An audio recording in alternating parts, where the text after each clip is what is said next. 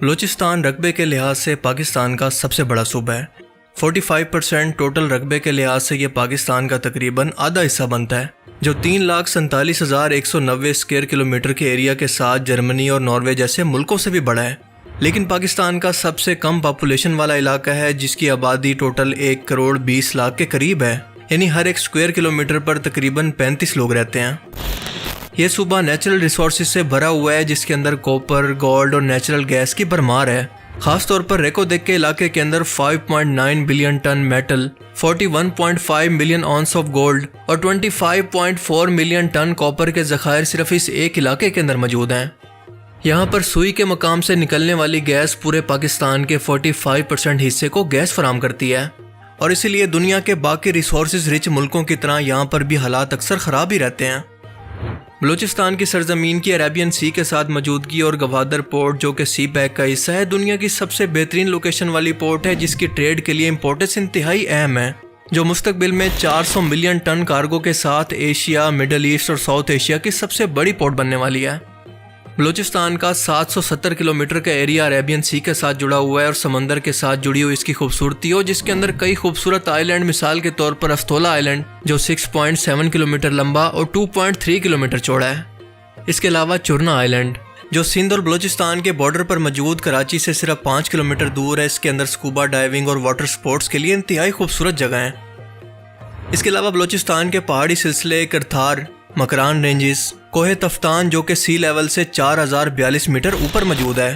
یہ پہاڑوں کی خوبصورتی ہو یا پھر صحرا کی خوبصورتی، جن میں سے کئی صحراؤں میں سے ایک خوبصورت ترین صحرا کا نام ہے کران ڈیزرٹ۔ اس صحرا کے اندر بھی کوپر، گولڈ اور دوسرے بہت سارے منرلز موجود ہیں۔ 1998 کے اندر پاکستان نے اپنے ایٹمی دھماکوں کی ٹیسٹنگ کا دوسرا مرحلہ بھی اسی صحرا کے اندر دھماکہ کر کے مکمل کیا تھا، اور اپنی یونیک لوکیشن کی وجہ سے اسے پاکستانی آرمی ملٹری ٹریننگ کے لیے استعمال کرتی ہے۔ بلوچستان میں بلوچ، پشتون، بروئیس اور ہزارہ قبیلے صدیوں سے آباد ہیں۔ کھجوریں، انگور، انار اور سیب۔ یہ صوبہ 2,25,000 ٹن تو صرف کھجوریں پیدا کرتا ہے، جو کہ پورے پاکستان کے اندر کنٹریبیوٹ ہوتی ہیں۔ بلوچستان میں جہاں پر سبی اور تربت کے اندر 50 ڈگری کی گرمی پڑتی ہے، تو وہیں پر اسی صوبے کے اندر نارتھ کے پہاڑی علاقوں کے اندر -10 تک ٹیمپریچر چلا جاتا ہے۔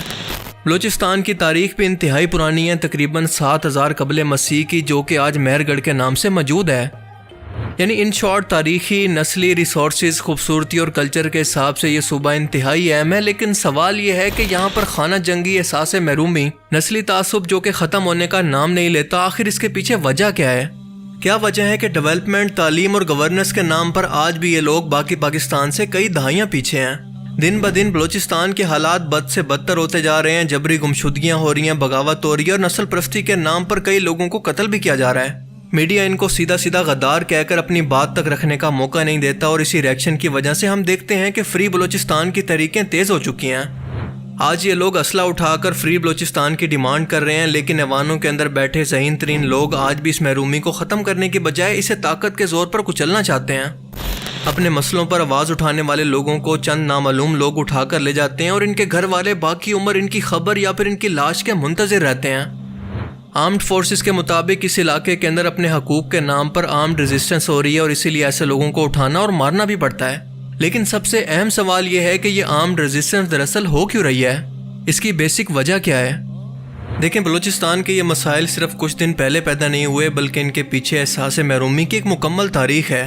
بہت ہی لمبے ٹائم کے اختلافات ہیں، جن کو سمجھنے سے پہلے آپ کو بلوچستان اور پاکستان سے اس کے الحاق کی تاریخ کو سمجھنا ہوگا۔ پارٹیشن سے پہلے بلوچستان کئی پرنسلی اسٹیٹ کے اندر تقسیم تھا، جس کے اندر سب سے اہم اور مشہور تھی ریاست کلات۔ پاکستان میں شمولیت سے پہلے اس علاقے کا نام کلات تھا، جو کہ ایک انتہائی امیر ریاست تھی۔ قائد اعظم نے 1945 اور 48 کے اندر جب اس علاقے کا وزٹ کیا تو ان کا شاندار استقبال کیا گیا، اور بلوچ لوگوں نے دل کھول کر جناح کا ساتھ دیا، کیونکہ وہ سمجھتے تھے کہ یہ مسلمانوں کے لیے ایک نیک مقصد اور ان کی ایک الگ مسلم ریاست کی کوشش کر رہے ہیں، لہٰذا ان کا ہر صورت ساتھ دینا انتہائی ضروری ہے۔ نواب کلات نے 1945 کے جناح کے دورے کے دوران، جو کہ انہوں نے اپنی بہن فاطمہ جناح کے ساتھ کیا تھا، جناح کو جیمز کے اندر تول دیا اور فاطمہ جناح کو ایک قیمتی نیکلس تحفے میں دیا، اور اس کے ساتھ ساتھ ایک دوسرے کا ساتھ دینے اور ایک دوسرے کے ساتھ ہر طرح کا تعاون کرنے کے وعدے کیے۔ 1947 کے اندر جب تمام ریاستوں کو برٹش راج سے آزاد کر دیا جاتا ہے تو ریاست کلات بھی آزاد ہو جاتی ہے۔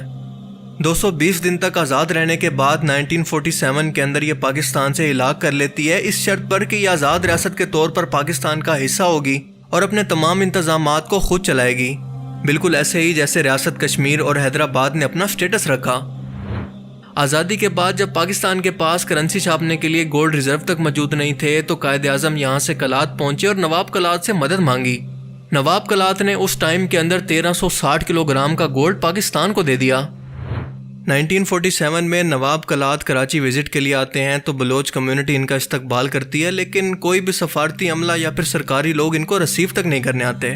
اس کے بعد نواب کلات انسیکیور ہو کر فارملی طور پر پاکستان کا حصہ بننے سے انکار کر دیتے ہیں اور ساتھ ساتھ برٹش فوج سے آرمی اور سپورٹ مانگتے ہیں جو کہ ان کو نہیں ملتی۔ آزاد بلوچستان کی تحریک کا آغاز 1948 کے اندر ہی خان کلات کے بھائی پرنس کریم کی سربراہی کے اندر شروع ہو گیا تھا، جس کے جواب کے اندر 26 مارچ 1948 کو Pakistani army Baloch coastal areas Pasni, Giovanni اور تربت کے اندر داخل ہو کر بلوچستان پر قبضہ کر لیتی ہے، اور بلوچ کمیونٹی کے مطابق مجبوراً خانہ جنگی کو روکنے کے لیے نواب کلات نے پاکستان سے الحاق کا معاہدہ کر لیا، جو کہ انہوں نے کبھی بھی تسلیم نہیں کیا۔ اس ٹائم کے اندر گوادر عمان کے پاس تھا، جبکہ بلوچستان کی باقی ریاستیں آزاد تھیں۔ اب معاملہ یہ ہے کہ کلات کے لوگوں کے مطابق انہوں نے اس معاہدے کو کبھی قبول نہیں کیا اور یہ زبردستی فورسفلی کروایا گیا تھا، جبکہ پاکستان کے مطابق یہ باقی تمام پرنسلی اسٹیٹ کی طرح ایک معاہدہ تھا جسے نواب کلات نے خود اپنی مرضی سے سائن کیا۔ ان کو اس معاہدے کے لیے نہ کبھی پریشرائز کیا گیا اور نہ کبھی دھمکایا گیا۔ 1948 کے اندر خان کلات کے بھائی پرنس کریم کی سربراہی کے اندر ہونے والی اس بغاوت کے اندر ان کے ساتھ 700 کے قریب لوگ تھے جو کہ اس تحریک کے اندر مارے گئے۔ اس کے بعد 1958 کے بعد نواب کلات کو بغاوت اور سازش کے الزام کے اندر اریسٹ کیا گیا تو نواب نروز خان اور ان کے ساتھیوں نے بغاوت شروع کی اور ناراض ہو کر پہاڑوں پر چلے گئے۔ جنرل ایوب خان نے ان سے وعدہ کیا کہ اگر وہ واپس آ جائیں تو ان کے ڈیمانڈز کو سنا جائے گا اور ان کو پورا بھی کیا جائے گا، لیکن ایسا نہیں ہوا۔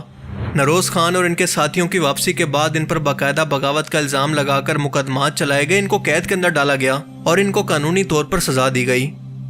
1962 کے اندر نواب شیر محمد مری نے ایک نئی تحریک کا آغاز کیا جسے پراری موومنٹ کا نام دیا گیا۔ یہ 7 سے 8 سال تک چلتی رہی اور اس کے بعد یہ ختم ہو گئی۔ 1971 کے اندر پاکستان سے بنگلہ دیش یعنی ایسٹ پاکستان الگ ہو گیا تو 1971 کے اندر نئی حکومت کے آنے کے بعد یہ امید لگی کہ شاید اب حکومت کچھ بہتری کی طرف جائے گی، بلوچستان کے لوگوں کی محرومی آخرکار دور ہوگی، لیکن ہم نے دیکھا کہ ایسا نہیں ہوا۔ 1973 کے اندر بلوچستان کے چیف منسٹر عطا اللہ خان مینگل اور گورنر غوث بخش بزنجو کو ہٹایا گیا تو ایک بار پھر سے اختلافات شروع ہو گئے۔ بلوچستان میں احتجاج کی نئی تحریک شروع ہوئی۔ اسی سال یعنی 1973 کے اندر اکبر خان بگٹی کو گورنر لگایا گیا، لیکن انہوں نے بھی اگلے سال 1974 کے اندر اپنے عہدے سے استعفیٰ دے دیا۔ یعنی کہ ایک پولیٹیکل انسٹیبلٹی حالات کو کسی بھی طرف ٹھہرنے نہیں دے رہی تھی اور ایک بہت بڑا فیصلہ کرنے کے لیے محرومیوں کو دور کرنے کے لیے ان کے مطابق ان کو اختیارات نہیں دیے جا رہے تھے۔ ذوالفقار علی بھٹو کے دور کے اندر بلوچستان کے اندر ایک ملٹری آپریشن کا آغاز کیا گیا جس کے اندر دونوں طرف ہزاروں لوگوں کی جان کے ساتھ ساتھ بلوچستان کے اندر جبری گمشدگیوں کا آغاز ہوا۔ پرویز مشرف کے آنے کے بعد یہاں پر حالات دوبارہ سے خراب ہونا شروع ہو گئے اور 2005 کے بعد حالات شدت اختیار کرتے گئے، کیونکہ اس ٹائم کے اندر باغیوں کی طرف سے ٹوٹل 120 دھماکے کیے گئے اور اس کے علاوہ چائنیز انجینئر کو بھی حملوں کا نشانہ بنایا گیا۔ پھر ڈاکٹر شاجیہ کا ایک ریپ کیس جو کہ پورے پاکستان کے اندر بہت مشہور ہوا اور اس کی ڈیٹیلز آپ کو انٹرنیٹ پر مل جائیں گی۔ فورسز سے ان اختلافات کی وجہ سے نواب اکبر خان بگٹی ریاست سے تمام تعلقات ختم کر کے پہاڑوں پر چلے جاتے ہیں۔ پرویز مشرف ان پر بمباری کرواتے ہیں جس کی وجہ سے وہ اپنے ساتھیوں سمیت وہاں پر مارے جاتے ہیں، اور اس کے بعد 30 دھماکے BLA تنظیم کی طرف سے کیے جاتے ہیں جو کہ آج تک جاری ہیں۔ BLA کی اس تحریک کا آغاز ویسے تو 1980 کے بعد ہوا، لیکن اب اس کے اندر شدت آ چکی ہے اور نواب اکبر خان بگٹی کے مرنے کے بعد یہ نفرت مزید بڑھ چکی ہے۔ یعنی کہ ہر 10-15 سال کے بعد نام بدل کر ایسی تحریکیں بلوچستان کے اندر شروع ہو جاتی ہیں جن کا کہنا ہے کہ بلوچستان کے تمام وسائل پر قبضہ کر کے ان وسائل کو باقی پاکستان پر لگایا جا رہا ہے، جبکہ بلوچستان کو اس سے محروم رکھا گیا ہے۔ ان ریسورسز کی سمگلنگ کے اندر فورسز کے لوگ شامل ہیں اور اس کے علاوہ ان کے گھروں پر چیک پوسٹ بنا کر ان کو اپنے گھروں کے اندر ہی غیر محفوظ کر دیا گیا ہے۔ ان لوگوں کو نسل در نسل جبری گمشدگیوں کی صورت میں اٹھایا جا رہا ہے جن کی تعداد اب تک 8000 کے قریب پہنچ چکی ہے۔ لیکن افسوس کہ ہمارا میڈیا آج بھی ہماری آواز کو نیشنل ٹی وی پر نہیں دکھاتا، کیونکہ ہمارے لوگوں کے پاس آج بھی نہ صاف پانی ہے، نہ انفراسٹرکچر اور نہ تعلیم، اور اسی لیے وہ آزاد بلوچستان کی ڈیمانڈ کر رہے ہیں۔ جبکہ فورسز کا کہنا ہے کہ یہ لوگ ہتھیار اٹھا کر آرمڈ ریزسٹنس یا پھر حکومت وقت کی ریٹ کو چیلنج کر رہے ہیں اور اسی لیے ان کو اٹھایا جا رہا ہے۔ اس مسلح تحریک کو اسی طرح سے بازو کے زور پر یا پھر طاقت کے زور سے ہی کچلا جا سکتا ہے۔ اس کے علاوہ اس عام تحریک کے اندر انڈیا کی ایجنسی راؤ کا ہاتھ ہے، جو کہ انہیں آرمز، پیسہ اور ٹریننگ فراہم کر رہی ہے تاکہ بنگلہ دیش کی طرح بلوچستان کو بھی پاکستان سے الگ کر دیا جائے۔ سی پیک جیسا پروجیکٹ جو کہ پاکستان کی مستقبل کے اندر قسمت بدل سکتا ہے، وہ کبھی بھی مکمل نہ ہو سکے۔ یعنی دونوں طرف اپنے اپنے دلائل ہیں، لیکن اس کا حل صرف اور صرف آرمڈ کانفلکٹ کی بجائے پولیٹیکلی طور پر ممکن ہے، اور بلوچستان کے اندر ایک سٹیبل حکومت قائم کی جائے جو یہاں کے لوگوں کے ووٹ سے آئے، اور یہ منتخب حکومت جو کہ یہاں کے لوگوں کو ریپرزینٹ کرتی ہو بیٹھ کر بیچ کا کوئی راستہ نکالے، ورنہ دنیا کی تاریخ کے اندر کبھی بھی کسی قوم کو محروم رکھ کر اور طاقت کے زور پر کچل کر ان پر حکومت نہیں کی جا سکتی۔ ان لوگوں کو جیسے ہی موقع ملتا ہے وہ پھر سے سر اٹھانا شروع کر دیتے ہیں، لہٰذا بلوچستان کے شارٹ ٹرم حل کی بجائے لانگ ٹرم حل کی ضرورت ہے۔ ان کی آواز کو سنا جائے، ان کے مسائل کو حل کیا جائے، ان کی محرومی کو دور کیا جائے تاکہ دشمن اس کا فائدہ نہ اٹھا سکے۔ اور دوسری طرف یہاں کی پولیٹیکل حکومت اس بات کی شیورٹی دے کہ دوبارہ ایسی کوئی تحریک جو کہ پاکستان یا پھر آرم فورسز پر کوئی حملہ کرے یا کسی سازش کے اندر شامل ہو، ایسا دوبارہ کبھی نہیں ہوگا، بلکہ یہ سب ایک ساتھ مل کر بطور پاکستانی آگے بڑھیں گے۔ یہ مسئلہ سندھی، بلوچی، پشتون، سرائکی، پنجابی کا نہیں ہے، بلکہ پورے پاکستان کا مسئلہ ہے۔ اور آج اگر ہم نے اسے نسل پرستی سے ہٹ کر حل نہ کیا تو خدا نہ خواستہ ہمیں یہ دن بھی دیکھنا پڑے گا جو کہ ہم نے کشمیر اور بنگلہ دیش کا دیکھا، اور خدا نہ کرے کہ ہمیں یہ دن دوبارہ دیکھنا پڑے۔ باقی آپ اس بارے میں کیا سوچتے ہیں؟ اپنی قیمتی رائے کا اظہار کمنٹ سیکشن میں ضرور کریں۔ Thanks for watching this video. اللہ حافظ۔